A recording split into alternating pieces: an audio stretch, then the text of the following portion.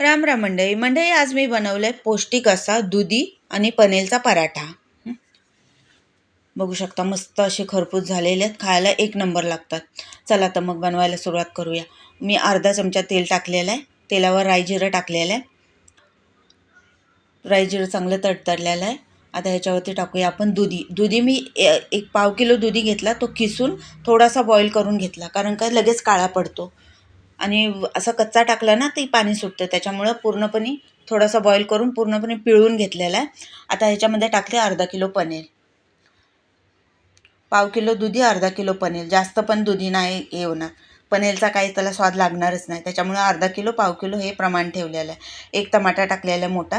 आता व्यवस्थित हे सारण परतून घेऊया. याच्यामध्ये बेसिक मसाले टाकूया. गरम मसाला, लाल तिखट, हळद आणि हिंग थोडीशी आमचूर पावडर, मॅगी मसाला थोडासा, थोडी चव वेगळी येते. आता सर्व मिक्स करून एक 5 मिनटं झाकून ठेवूया, कारण पूर्णपणे पाणी सुकलं पाहिजे याचं. बघू शकता पूर्णपणे पाणी सुकलेलं आहे, अजिबात पाणी राहिलेलं नाही आहे. सारण एकदम असं बोलतात ते सुटसुटीत झालेलं आहे.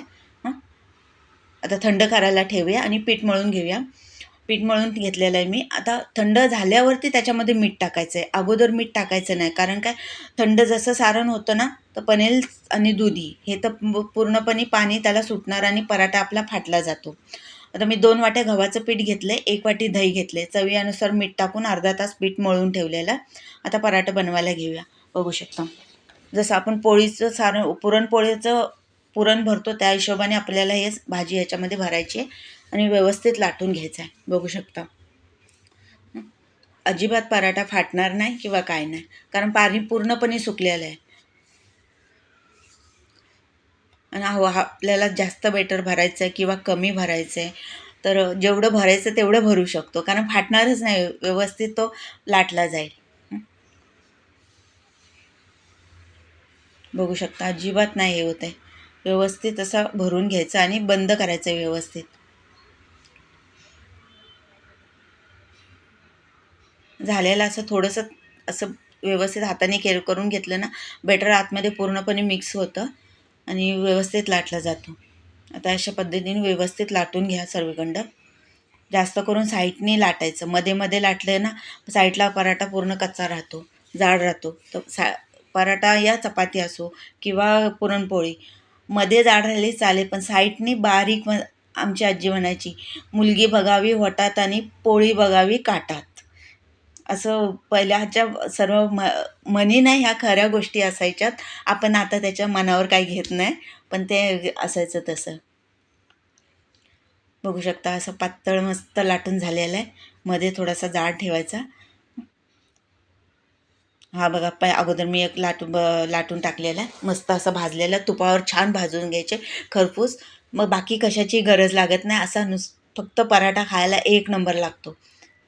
आता दुसरा पराठा टाकलेला लाटलेला बघू शकता तुम्ही. व्यवस्थित असं तुपावर भाजून घेतलं ना, फास्ट गॅसवरतीच पटापट पलटत राहायचा, स्लो वगैरे नाही करायचं. स्लो वगैरे ठेवलं की पराठा किंवा पुरणपोळी असो ती जरा वात्रटच होते, त्याच्यामुळं फास्ट गॅसवरतीच सर्व करायचं. हे चपाती भाजणं किंवा पोळी किंवा भाकरी तर तिला फास्टच लागतो. अशा प्रकारे पनीर दुधीचा पराठा पौष्टिक, खायला एक नंबर लागतो. दह्यासोबत खाऊन बघा किंवा लोणच्यासोबत किंवा सकाळी नंतर शिळा झाला की चहासोबत. मस्त भाजलेला बघू शकता, तुपावरती छान पराठे भाजले जातात आणि खायलाही मस्त लागतात. बनवून बघा दुधी पनीरचा पराठा, खायला एक नंबर. बनवून बघा.